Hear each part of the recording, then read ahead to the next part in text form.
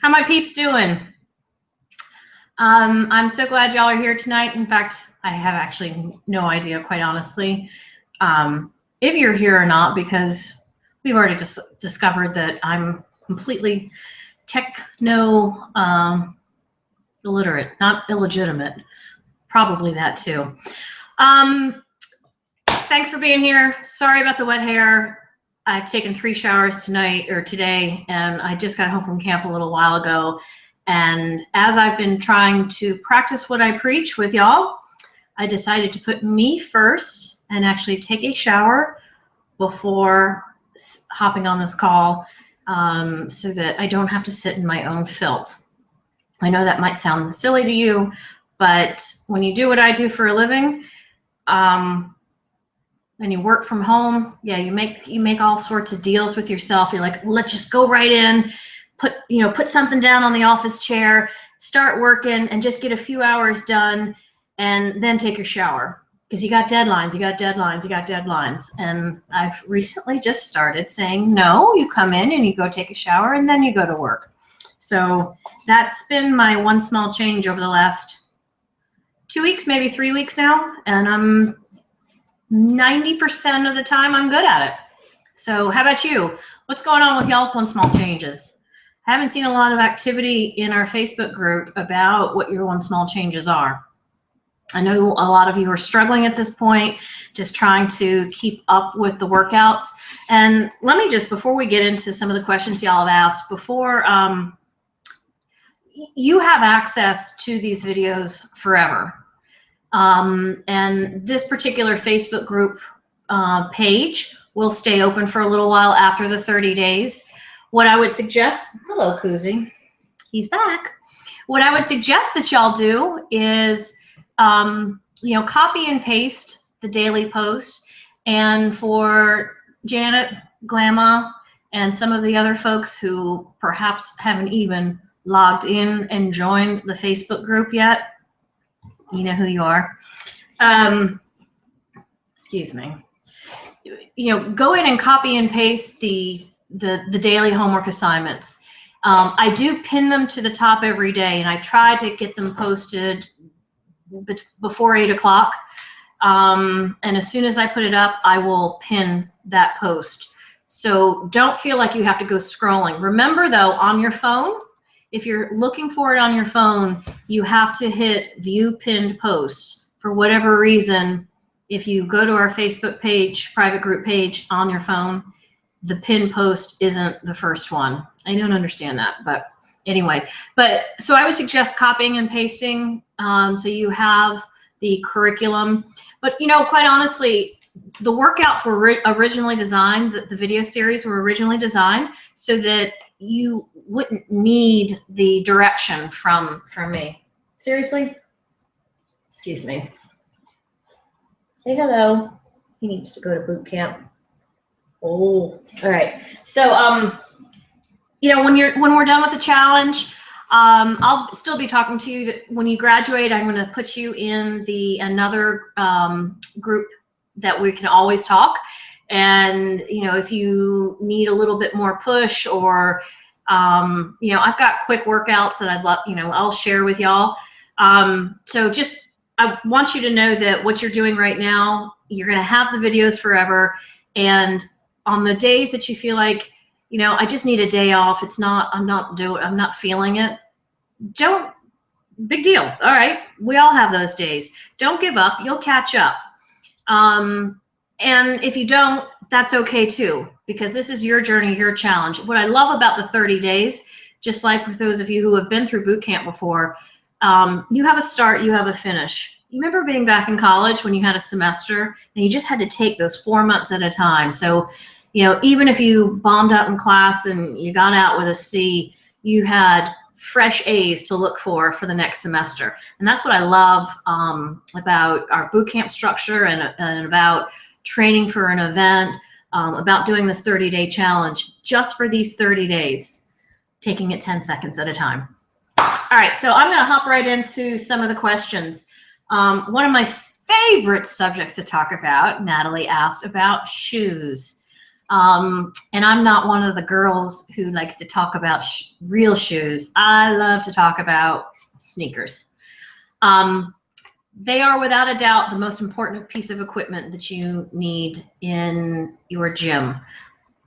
I would argue the most important piece of equipment you need in your life, especially as we get older. Oh, the aches and pains. Guys, I'm telling you, ladies, we all go to the store. We buy what's on sale and what's cute. Yeah? I buy things based on the color. If it's orange, I'm buying it. Except for shoes. I have seen so many cool orange shoes out there, tennis shoes, sneakers, and they don't work for my feet. How do I know that? Many years ago, about 20 years ago, when I first started getting very active in training and in racing, I was fortunate enough to be in Atlanta. That's a weird thing to say you're fortunate enough. Anyway, I digress. Was in Atlanta, and they had many Fleet Feet stores. Fleet Feet, F-L-E-E-T, feet, F-E-E-T. Google it. See if there's one in your town or in the town that you're going to go visiting. And they were the first ones really on a national level that had these national stores that only focused on putting people in the correct shoes. So they had, and I still think they do, have treadmills where you go in and ideally you take your current or an old pair of sneakers with you so they can see the tread. They can see where things have been wearing. Because let's face it, you don't know if you pronate or overpronate or underpronate. You don't know about your strike. You don't know about your gait. You don't see that. You just know that you walk and you have a bad knee. So take your shoes in, and there are local stores too. We'll get into that. But go into a Fleet Feet or a PRC or whatever it is in your community, and they'll see your shoes. They'll ask you then to kind of describe, they'll ask you to walk for them, and they will ask you to describe any injuries. And if they don't ask you these questions, make sure that you tell them. Don't give them the whole life story, but let them know that your right knee hurts and you have low back issues and that you had scoliosis or that you have bone spurs in your feet. Anything that they need to know, okay? And then they're going to put you on a treadmill. And some of the places have different equipment too that they'll put you on and see how you, I don't even know what it's called. They basically do a 3D imaging of your foot, of your feet, so they can see where your arch is and where the pain points, where the pressure points are. Because if you have flat arches, flat arches, no arches, high arches, and these are things that most people don't even really know that they have or not. Women, we know a little bit more. Anyway, they're going to go through all this with you. Let them tell you what your strike pattern is, what your pronation issues are, why you're having these back pains, why your right leg is a ½ inch longer than your left, why your chiropractor's always having to adjust you. And they're going to put you in, they're going to suggest X shoe. And more than likely, it's going to be $150. And if it's green and you hate green, try it on anyway. Even if it's $150 and you know you're not going to spend that kind of money on a shoe, try it on anyway.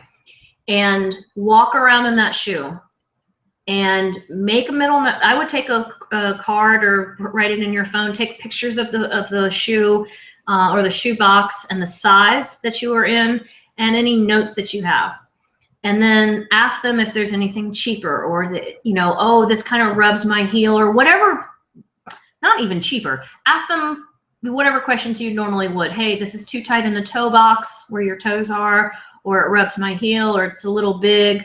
I have wide feet, I have narrow feet. Keep trying on different shoes that they suggest for you. That's their whole business. If you're old enough to remember back in the day when there was Adidas, and then the 80s came and we had Tretorns too, right? Remember Tretorns? And Nike. And that was really it. And Keds, of course.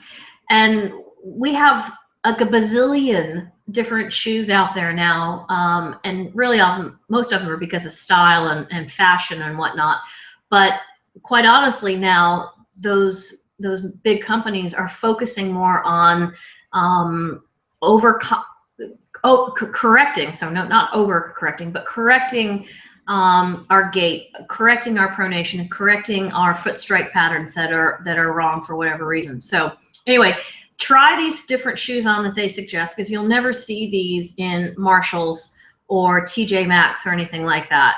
Okay, so try them on, take pictures of the shoe box, make notes about the size and the prices and things like that. If you feel that, oh my gosh, you love this shoe and you just want it right here and right now, fabulous. Buy it and be done. If you think it's too much money, or if you still want to get a second opinion type of a thing, I believe in our Getting Started documents, I gave you a link to where I buy all of my stuff, especially my shoes, roadrunnersports.com. Excuse me. I found them about 7 or 8 years ago. I signed up for the VIP, which is like $1.99 a year, and you get an additional 20% off. First of all, their prices are already cheaper than anywhere else online. Then you get an additional 20% off and free shipping. And when you get online, you place your order, your shoes, your order will ship in 2 hours. It's crazy. The best thing about them, well, there's so many good things about them, but why I really love them is if you want to try out a new shoe, which as a runner, it's always very scary. So even when, you know, the shoe that you've always been in has an upgrade and they go from the 5.2 model to the 6.0 model, it doesn't work for you anymore. Or maybe it's even better, but you have 90 days to wear the shoe, step and poop, go for a gazillion miles of run, wear it out, spill Kool-Aid on it, whatever it is, and you just return it and say, oh, it didn't work. So that's what I love, because a lot of these Fleet Feet, and if you're local here in Palmetto Running Company is the one that I refer people to, they're expensive. I'm all about shopping local, folks. So it pains me to say, hey, go to this website, but I love that website. That's one of the few places I refer people out to because I love it so much. Their customer service is phenomenal. So you can get onto their website and answer some of their questions. There's which shoe should I be in, and go through it. But you may not know, they're going to ask you some questions, and you may not be familiar enough with how you walk or how you run to answer them. So get on the phone with them. They're great. They are so much fun. I love talking to those guys. And tell them and show them, or you can look at your own shoe pattern and just tell them, yeah, I'm looking at my right shoe and there's no tread on the bottom inside of the right shoe. They're going to know exactly then what shoe you should be in. Okay. So that's my advice on that. Now, there's over the last 10 years, one of my favorite books is Born to Run, one of my favorite albums also, but Born to Run. And over the last 10 years, there's been this huge minimalist movement that they've blamed, you know, the Nike and the Adidas and the Pumas and whatever else in the world shoes out there for some of these joint problems that we're all experiencing now, the hips, the knees, the back, et cetera, et cetera. And, you know, quite honestly, yeah, there's some credence to that, because we're putting on tennis shoes that are sneakers that don't make sense, or they're one size fits all. And what works for you doesn't work for me. And just like you might wear pumps or stilettos, not going to happen for me, because if I put those on, one, I'm going to look like an idiot. I'm going to fall on my face. But literally, because of the problems that I have in my feet, it would screw up my hip and my knees and my back so much that it's not a good choice for me. So same thing, guys. If you know, you try to put on my sneaker and be like, oh, well, that's my trainer sneaker, so it has to be good. It's good for me. Doesn't mean it's good for you. So this whole minimalist movement over the last 10 years is all about getting in a neutral shoe. And I'm not going to get in a whole lot of detail about that, but Denise, you had asked about what I refer to as the Vibrams. I think you did. You said the toeless ones. Vibrams is a brand that flooded the market several years ago. I call them frog feet. They're basically I don't know what the hell they're made of, like a neoprene that would be great for like walking on the lava rocks in Hawaii's beaches or something like that. But a lot of people got into this, 5 and 10 years ago. And I still have a lot of campers, quite honestly, that swear by them. But that minimalist movement, I think, is passe. And I'm not a doctor, so I'm not going to get into that. But my advice would be get in a sneaker, not in a Vibram, not in a minimalist shoe, not in those frog feet neoprene things. But again, I actually defer to the 22-year-old pimply sales guy at your shoe store to an extent. I would go there first and then also check with Roadrunner. Okay, so check that getting started document because I have a link in there, and I'm going to do my disclaimer right here. If you use the link that I give you in that getting started document, you don't get a discount. Well, you get a discount just because. But yes, they send like 2% kickback to me. Any of those referrals that I give out, I donate that to Carolina Cups and to the Locomotion. So I'm not telling you this so that I can make 82 cents off of your purchase of your shoes. But if it helps the boobs, it helps the boobs. All right, so other question also, Miss Natalie, you had asked about, am I eating enough food? And I didn't write down all of what you said that you ate yesterday, but baby, I don't think it's enough. I scanned it and it's not enough. I don't know if you're still nursing, Isabella. If you are, that's definitely not enough calories. You're a tall girl, you've got a lot of muscle, you need more calories. And I'm not going to say that's why you got sick, because if you got strep, but you just got strep, but your immune does get down, your immune system does get down. There are so many different sites out there that I could send you to figure out, here's your ideal weight, and this is therefore your ideal number of calories. I hate that kind of crap. Quite honestly, MyFitnessPal or Lose It, I think it's a pretty good guide. If you type in, hey, I'm a 30-year-old female, I'm 5'7", blah, blah, blah, blah, blah, medium frame, whatever it is you have, they're going to tell you that you should be eating, I'm making something up, 1,800 calories a day. Now, there's some fudge in there a little bit, but here's the deal, guys. If you think, oh, well, it says 18, so if I drop down to 1,300, so that's 500 calories deficit every day. So that means over the course of a week, that's 3,500 calories. That's a whole pound of fat that I'm going to lose. It doesn't work that way. If your body needs 1,800 and you're taking it down to 1,300, it's not going to function. And it's going to go into, holy crap, I'm starving. She hasn't been giving me water for years. And now she just starts drinking water, but now she's not giving me enough food. Holy crap, what's going on? And we're exercising. I need to retain. I need to retain. So that's not going to work for you. All about calorie reduction, but nothing that drastic. So again, in Lose It and MyFitnessPal, they'll give you, hey, here's what you should be eating to maintain. And yeah, I get it. It usually is a bit high. So let's say it says for your age, your height, your build, your activity level, that it says you should be eating 1,800. I would not go, and I'm using this number, guys, so I don't want everybody dropping down to 1,500 calories. But if it says you should be eating 1,800 calories, you can go in and tell it, hey, I want to lose a pound a week or 2 pounds a week. And it'll tell you then how many calories you should subtract.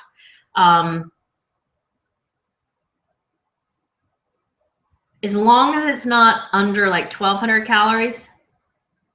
No, I can't. I don't even want to say that, because Natalie's gonna be like, oh, I can go down to 1,200. Baby, you're 5'7" and you're young. I'm old. I'm 5'2". So I don't lose weight unless I'm under 1,200 calories. So here's my advice. Use those 2 apps and see what they suggest you should be. Type in, hey, you want to lose a pound a week, a pound and a half a week, 2 pounds, whatever. That's all set up in there. And try that for a week and see how your body feels. Here's the other critical thing with this. I get so mad with my campers. They'll find out, hey, I need to eat 1,500 calories a day. So they'll end up not netting 1,500. They'll eat 1,500 calories, but they're burning 600 calories at camp. Can't do that either. You need to net 1,500. If that's your magic number and you're burning 300 calories a day between my workouts that you're doing and, you know, whatever additional walk you're doing with the dog or playing with the kids or something like that, then that means you need to eat 1,800. That's why I think these logs are so important, guys. It's because I need you to figure out how many calories works for you. I need you to understand the nutrient level. So many people still don't put enough fat in their diet. And as soon as you increase your fat, bam, people start losing weight. I know, especially for those of us that are, well, those of us that have a pulse, we all think, you know, eating fat makes us fat. It's not true. So you need to prove that to yourself though. So make sure, you know, spend a couple of weeks on Lose It or MyFitnessPal, entering in properly what you're eating.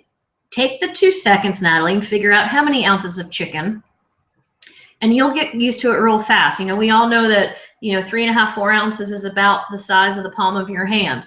Okay, you're looking at the chicken breast. It's a rough estimate, right? If it's bigger than that, most chicken breasts are probably this big, then that means it's 2 servings or 8 ounces. So you don't have to weigh everything. But do the best you can to enter that information in, and on a weekly basis, just look at the nutrient levels. So you can see on a daily basis that you're getting 15% fat or 30% fat. See how your body's responding. Are you losing weight? Do you have energy? Or are you depriving yourself of carbs? Play around with the nutrient level and the calories, net calories, and see how your body responds. Once you find that magic number, I would start with just net calories and then start fine-tuning the nutrient thing. Then the fun part begins of, all right, well, let me take dairy out, or let me limit my dairy to X and see how my body responds. Or let me limit my sugar to X number. Let me drop that down. I love Greek yogurt. I used to eat way too much of it. Greek yogurt, plain non-fat Greek yogurt. It's full of fructose. And I couldn't understand why I wasn't losing weight. That was pretty much my sole source of protein. But I had too much sugar for my body. That may not be the thing for you. But I don't want you to get into that detail. Right now, you just need to log your foods, guys. Understand portion sizes so that you don't have to weigh everything out, so that you can just look at that pound of ground beef, throw it in the skillet. Hold on, the pound of grass-fed ground beef. Throw it in the skillet, and you throw in this, and this, and this, and this, and this, and this, and it feeds 4 people, 4 adults, 4 meals, whatever it is. So therefore, roughly, you're eating, 4 ounces of ground beef. You see what I'm saying? Don't overcomplicate it. We all are creatures of habit. We tend to eat the same things over and over again. So once you understand the foods that are in your pantry, what the serving size is, if it has a box or has a label on it, and or you start understanding the real foods, like that a pear, a medium size has X calories, you start logging that stuff in, you're just going to know it. And I was able to get down to a point where, apples, oranges, and strawberries are the 3 best fruits for me. If I have other fruits, even like ones that are less, lower on the glycemic index, much to my surprise, they would stall me. But I got really anal into this because I love playing with the numbers and being all science guy with it. But, and I definitely can tell a difference when I have strawberries are better for me than oranges, but oranges are cheaper because strawberries you have to buy organic. So anyway, too much detail probably, but play around with that. Nat, I'm pretty sure you're not eating enough calories. Ladies, I would imagine that all of you probably suffer from that. Remember, too, it's on a 24-hour period that you're entering this stuff in to lose it, or MyFitnessPal, but we all go through our cycles. So if, just remember, it's not necessarily within a 24-hour period, but that's really how these things are tracking it. So it's really important, too, to look at like a 3-day period or over a course of a week. And you'll see how your fats one day went up to 60%. Guys, I've been living off of nuts and cheese for the last week just because I've been so busy and broke. And I just happen to have a lot of the stuff in the house. I'm eating like 75% of my calories are coming from fats, but they're good fats. And I've actually lost 3 pounds in the last week. And my calories are the same, but I'm eating so much of my caloric intake is from fat. So you got to play around with it. All right. And that's what those apps are all about. And, oh yeah. So, testing those foods, not just the dairy and the sugar, but the wheat. And I know we've talked about Wheat Belly before too. That really takes about 5 days on any of that elimination diet for you to see, for you to get over the withdrawal, and for you to see and feel any difference in your body. During the withdrawal, it's going to suck, period. But then at day 6 or day 7, if you have your energy back, if your skin is glowing, et cetera, oh my God, well, yeah, I need to keep that out of my diet, or I need to minimize it. Okay. So that's my advice to you on that. And a couple of you I know are doing locomotion, and I don't want to necessarily get into a whole loco discussion tonight because I'm excited. Actually, we're going to do, can't tell you yet. Sorry. I can. We're gonna do a loco training club, but don't tell anybody yet because I still haven't figured out all the details. But if you are doing locomotion, the training schedule, which also I have not announced yet because of a lot of reasons, but the training schedule has been posted on the dothelocomotion.org website. So you can go download it. And even if you're not going to do locomotion, which really, why aren't you? Tell me, why aren't you going to do it? Download it anyway, because it's a free training schedule for you. And even if you're not going to walk 30 miles with us over the course of a weekend on 3 islands, which, why again aren't you doing that? Then at least you can have the svelte body and have all the benefits of it. And, if you live in Akron, then you can walk 10 miles on Friday, 10 miles on Saturday, and 10 miles on Sunday in your hometown or at your mall or whatever it is, and be like, yeah, I did this. I trained for it. And anyway, so it's a great tool. We are going to be releasing an app. Locomotion has an app, and hope to have that out next week. But stay tuned for that. But keep it on the down low for right now. But walking is a great supplement to the workouts that y'all are already doing. You'll note that I do a lot of little, well, not a lot, but once or twice a week, I'll just say, hey, add some walk run intervals in there. And if you're doing locomotion and you're doing the training schedule that starts July 6th, that gives you, I think it's 12 weeks, 16 weeks. I can't remember.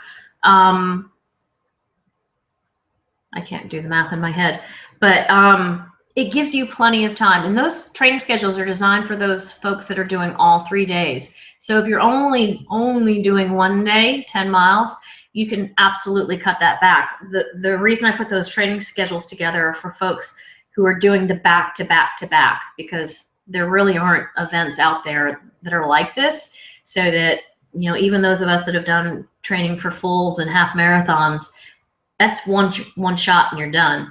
But with this, you go a long distance, and then the next day you do it again, and the next day you do it again, if you're going to do all 3 days. So it's all about foot conditioning.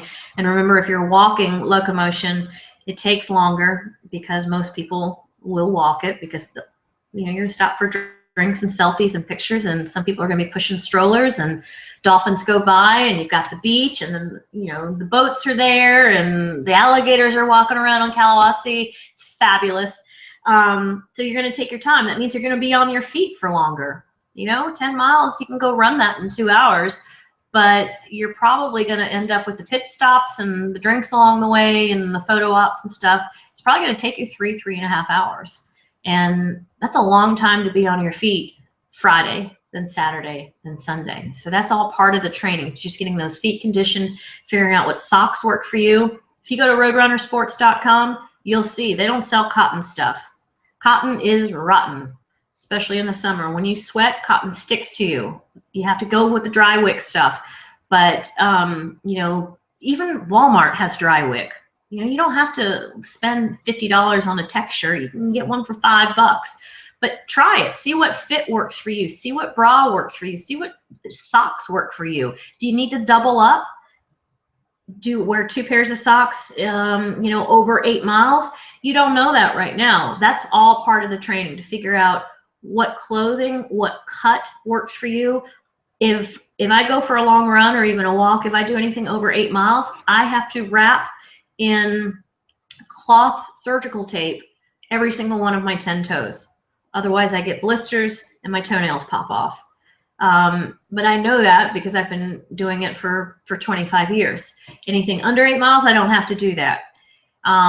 Those are things you're going to find out about yourself. You're also going to find out what foods and how much water you need.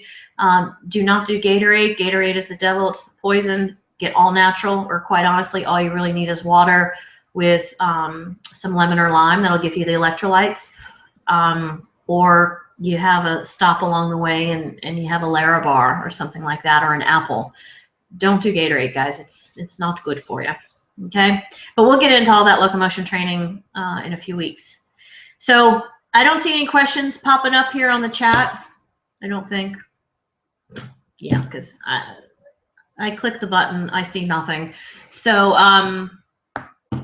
I am gonna let y'all go, and if I didn't answer your questions here sufficiently this evening, then when you watch this, then just leave me a message back in our Facebook group, and I will make sure that I cover it. Okay? Hope y'all are doing great. Give me a progress report on everything and let me know what I can do to help. Cheers. Bye.